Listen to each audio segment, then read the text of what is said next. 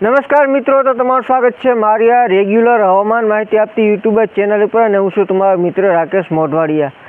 તો સૌ પહેલાં તો તમે આ ચેનલ ઉપર નવા હોય અને હજી સુધી આ ચેનલને સબસ્ક્રાઈબ ન કીધી હોય એકવાર જરૂરથી સબસ્ક્રાઈબ કરી દેજો અને વિડીયોને આગળ શેર પણ કરી દેજો। તો આપણે બંગાળની ખાડીવાળી સિસ્ટમની વાત કરીએ તો અત્યારે મધ્યપ્રદેશ સુધી આ સિસ્ટમ છે તે આવી ગઈ છે અને ત્યારબાદ જે આપણે આગાહીઓ હતી મોરાની ને 15 ઇંચની ને 18 ઇંચની તો આ સિસ્ટમ છે તો હવે મિત્રો ઘણા હવે એવી આગાહી આપી હતી કે અતિવૃષ્ટિ થશે ને આવું થશે ને આમ થશે અને સાવચેતી રાખવીને 15 ઇંચ 18 ઇંચથી વધુ વરસાદ પડશે, પણ અત્યારે સ્થિતિ એવી કંઈ દેખાતી નથી। આ સિસ્ટમ છે તે સીધી મોરે ગુજરાતમાં હોવાની નથી। તો મધ્યપ્રદેશથી આ સિસ્ટમ છે તે ઉત્તર ગુજરાત લાગુ રાજસ્થાન તરફ આપણે કદાચ ગતિ કરશે। છતાં જો આ સિસ્ટમ થોડી ઘણી ટ્રેકમાં નીચે હાલે તો આપણે સૌરાષ્ટ્રમાં વધુ વિસ્તારોમાં લાભ મળી શકે। બાકી અત્યારની સ્થિતિ આપણે જોઈએ તો સૌરાષ્ટ્રના જે પૂર્વ, ઉત્તર અને મધ્ય સૌરાષ્ટ્ર છે આમાં આપણે કદાચ આ સિસ્ટમનો લાભ છે તે મળી શકે છે। બાકીનો જે ભાગ છે જામનગર, દ્વારકા છે, પોરબંદર છે, જુનાગઢ છે, તો આ જે પટ્ટો છે દક્ષિણ પશ્ચિમમાં તેમાં આપણે કદાચ એમાં ખાસ પશ્ચિમ સૌરાષ્ટ્રમાં આપણે અત્યારે સારા વરસાદની જોખમ દેખાય છે।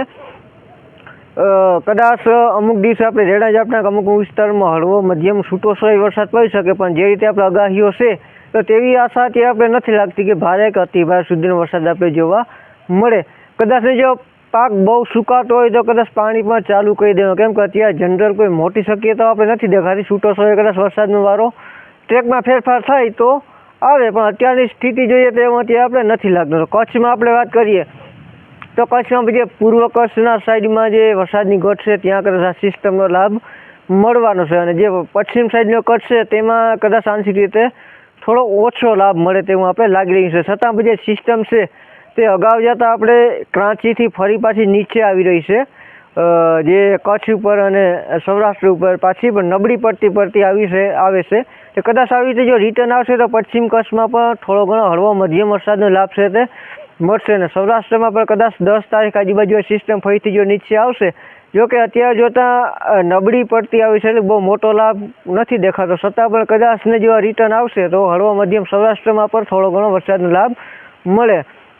તો આ સિસ્ટમનો જે મેન લાભ છે તે ઉત્તર, મધ્ય અને પૂર્વ ગુજરાતમાં અને દક્ષિણ ગુજરાતમાં આપણે રહેશે। બાકી જે સૌરાષ્ટ્ર છે એમાં ટ્રેક ઉપર આધારિત છે, હજુ પણ કોઈ કદાચ જો થોડો ઘણો ફેરફાર થાય ને સિસ્ટમ થોડી ઘણી નીચેથી હાલે તો વધુ વિસ્તારમાં પણ લાભ કદાચ મળે, પણ જોઈએ આગળ કેવી સ્થિતિ આપણે થાય છે।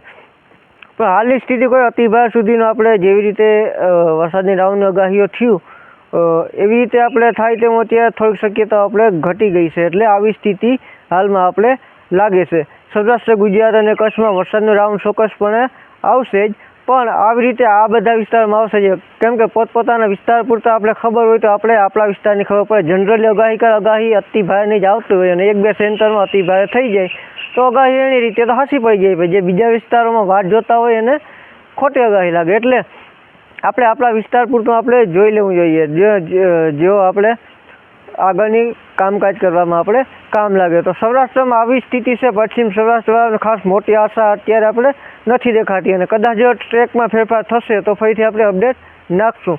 તો આ હતી આજની માહિતી, ફરી મળીશું નવી અપડેટમાં, ત્યાં સુધી રજા આપશો, આભાર।